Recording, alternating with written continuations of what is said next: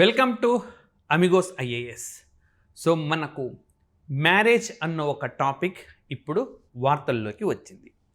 So గత కొంతకాలంగా కూడా ఈ టాపిక్ ఏదో ఒక రూపంలో డిస్కషన్లో ఉన్నది. సో ఇప్పుడు ఎందుకు తాజాగా వార్తల్లోకి వచ్చింది అని అంటే రెండు అంశాలు నేను చెప్తాను. ఒకటి వచ్చేసి హిమాచల్ ప్రదేశ్లో మ్యారేజ్ ఏజ్ని హిమాచల్ ప్రదేశ్లో మ్యారేజ్ ఏజ్ని 18 నుంచి అంటే అమ్మాయిలకు 18 నుంచి 21 వరకు పెంచుతూ నిర్ణయం తీసుకున్నారు. సో ఈ విధంగా భారతదేశంలో మ్యారేజ్ ఏజ్ని 21 వరకు పెంచడము అన్నది ఇదొక అంశం రీత్యా వార్తల్లో ఉన్నది. సో ఇది మొదటి రాష్ట్రం అన్నమాట. హిమాచల్ ప్రదేశ్ అనేది it's the first Indian state to increase the marriage age for the women or for the girl from 18 to 21, right.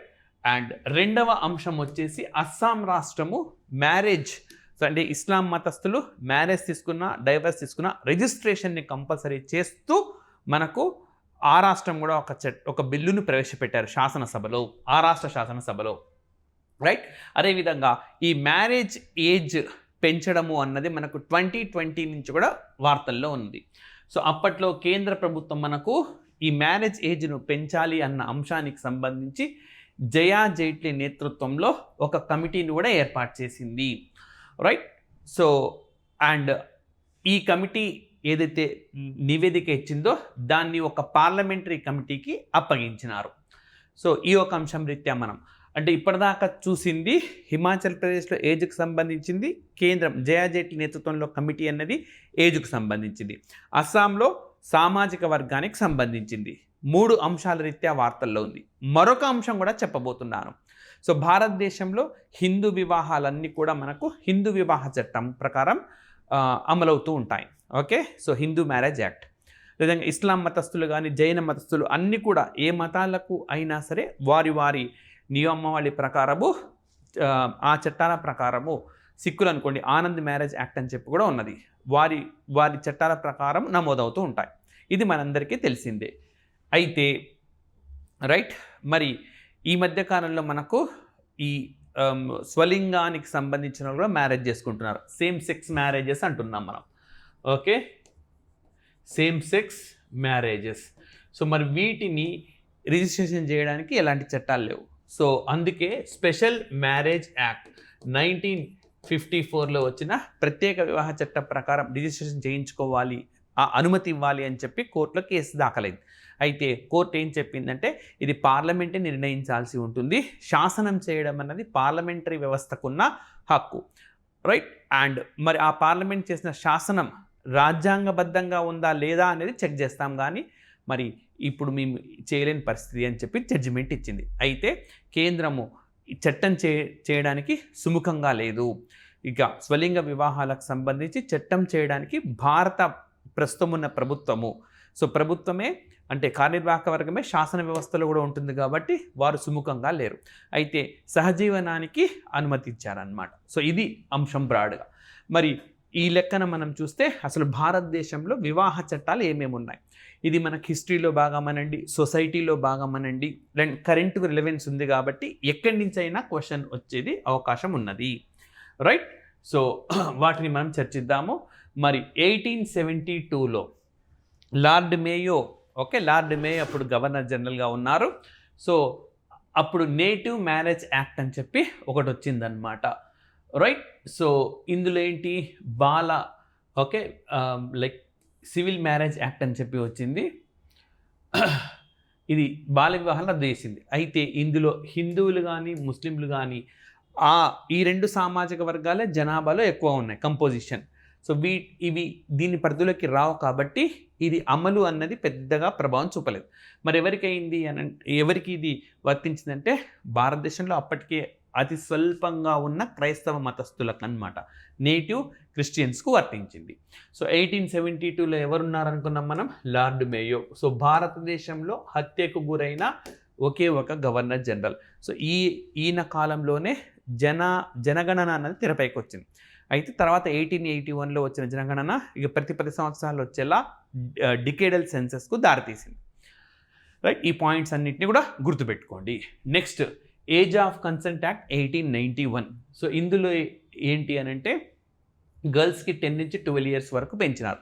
ఇది మొత్తం బ్రిటిష్ ఇండియాకు వర్తించేలా వచ్చిన చట్టం, రైట్. సో ఇక్కడ మీకు ఇంకొక క్వశ్చన్ కూడా చెప్తాను. ఎక్కడైతే అనుబంధ పాయింట్ చెప్పినానో ఇక్కడ కూడా ఈ చట్టాన్ని వ్యతిరేకించిన జాతీయ నేత ఎవరంటే బాల్ గంగాధర్ తిలక్. సో తిలక్ ఏమన్నారు, చట్టం మంచిదా చెడ్డా అని చెప్పట్లేదు, భారతదేశ సామాజిక వ్యవస్థలోని అంశాల్లోకి ప్రవేశించడాన్ని ఆయన తీవ్ర స్థాయిలో వ్యతిరేకించినారన్నమాట.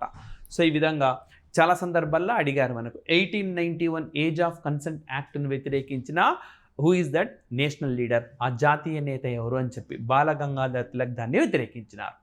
నెక్స్ట్ స్పెషల్ మ్యారేజ్ యాక్ట్ 1872లో మనకు వచ్చింది. లైక్ ఇది ఇంటర్ క్యాస్ట్ మ్యారేజెస్కు సంబంధించింది. ఇప్పుడు కూడా మనకు 1954లో ప్రత్యేక వివాహ చట్టం అనేది ఉన్నది. అది కూడా అంతే, ఇంటర్ క్యాస్ట్ కావచ్చు, ఒక మతానికి సంబంధించిన వాళ్ళు ఇంకొక మతానికి సంబంధించిన వాళ్ళని వివాహం చేసుకోవడం కావచ్చు. అయితే రైట్, ఈ చట్టం ప్రకారమే మా మ్యారేజ్ని కూడా గుర్తించాలి అని చెప్పి రీసెంట్గా మనకు సేమ్ సెక్స్ను కోరుతున్న వాళ్ళు, అంటే స్వలింగ వివాహాలను కోరుతున్న వాళ్ళు ఓకే వాళ్ళు రిక్వెస్ట్ చేసినారనమాట. అయితే కేంద్ర ప్రభుత్వం దీనిపైన చట్టం చేయడానికి ప్రస్తుత ప్రభుత్వం సుముఖంగా లేదు. సుప్రీంకోర్టు కూడా మేము చట్టం చేయండి అని ప్రభుత్వానికి చెప్పలేము అని చెప్పి పేర్కొంది. సో ఆ విధంగా ఈ చట్టం కూడా మనకు వార్తల్లో ఉన్నది. సో తరచూ మనకు వార్తల్లో వస్తే ఎగ్జామినేషన్లో క్వశ్చన్స్గా మారే అవకాశాలు చాలా ఎక్కువ అన్నమాట, రైట్. సో ఇది మనకు అంశము. అండ్ నెక్స్ట్ వచ్చేసి మనకు చైల్డ్ మ్యారేజ్ రిస్ట్రెయింట్ యాక్ట్, అంటే బాల్య వివాహాలు జరగకుండా 1929లో చట్టం అనేది వచ్చింది. దీనినే శారదా చట్టం అని అంటాం. ఓకే, దీన్ని ఏమంటామంటే శారదా చట్టము, రైట్. సో సెప్టెంబర్ 20, 1929 దీన్ని ప్రవేశపెట్టారు. సో దీని ప్రత్యేకత ఏంటంటే భారతదేశానికి ఇండిపెండెన్స్ రాకమునుపు అండ్ ఇండిపెండెన్స్ వచ్చిన తర్వాత చాలా కాలం వరకు కొనసాగిందనమాట ఈ చట్టం. సో భారతదేశానికి ఇండిపెండెన్స్ రాకముందు ఏజ్కు సంబంధించిన చిట్ట చివరి యాక్ట్, మ్యారేజ్కు సంబంధించిన యాక్ట్ ఏది అని అంటే శారదా యాక్ట్గా చెప్పుకోవచ్చు. సో ఈ చట్టం ప్రకారము అమ్మాయికి 14 ఇయర్స్, అబ్బాయికి 18 ఇయర్స్గా నిర్ణయించినారు. సో 1929 ఇది ఎప్పటి వరకు కొనసాగిందంటే 1978 వరకు కూడా కొనసాగింది. 1978లో మనకు ఇది గర్ల్స్కి 14 ఇయర్స్ నుంచి 15కు పెంచినారనమాట. గర్ల్స్కి 14 to 15, బాయ్స్కి మాత్రం అట్లాగే ఉంచినారు. అండ్ 1984లో ఇప్పుడు మార్పు చేశారు. ఇది గర్ల్స్కి 18 ఇయర్స్కు, బాయ్స్కు 21 ఇయర్స్కు వెళ్ళింది. సో ఇప్పుడు దీన్నే మార్చాలి, ఇప్పుడు ఇదే ఉంది మన దేశంలో. దీన్ని గర్ల్స్కి వచ్చేసి 21, ఓకే, అమ్మాయిలకు 21, అబ్బాయిలకు 24కు పెంచాలి అన్నది తాజా ప్రతిపాదన. జయా జేట్టీ నేతృత్వంలోని కమిటీ కూడా దీన్నే పరిశీలించింది, రైట్. అండ్ అదేవిధంగా మనకు ఈ చైల్డ్ మ్యారేజెస్ చేసే వాళ్లకు శిక్ష విధించాలని మొదటిసారిగా, ఇప్పటి వరకు కూడా మన దేశంలో చైల్డ్ మ్యారేజెస్ పాల్పడుతున్న వాళ్లకు శిక్షకు సంబంధించిన అంశాలను ప్రస్తావించలేదు, మొదటిసారిగా ఇందులో ప్రస్తావించినారు. అదేవిధంగా 2006లో కూడా మనకు ఒక యాక్ట్ వచ్చింది. ఎవరైతే చైల్డ్ మ్యారేజెస్కు పాల్పడుతున్నారో బాల్య వివాహాలకు, వాళ్ళకు సంబంధించి శిక్షలు విధించాలన్న అంశాన్ని ఆ చట్టంలో కూడా పేర్కొన్నారు. సో ఈ విధంగా భారతదేశంలో వివాహానికి ముఖ్యంగా ఏజ్కు సంబంధించిన సోషల్ లెజిస్లేషన్, అంటే సామాజిక, ఇది మ్యారేజ్ అనేది ఒక సామాజిక వ్యవస్థ, సోషల్ ఇన్స్టిట్యూషన్. సో ఈ వ్యవస్థల్లో ముడిపడి ఉన్న చట్టాలన్నీ కూడా మీకు అమిగోస్ ఐఏఎస్ అందించింది, రైట్. సో దయచేసి వీడియోను లైక్ చేయండి, షేర్ చేయండి, సబ్స్క్రైబ్ చేసుకున్నట్టు సబ్స్క్రైబ్ చేసుకోండి. మరొక ఇష్యూతో నెక్స్ట్ సెషన్లో కలుద్దాం. Thank you very much.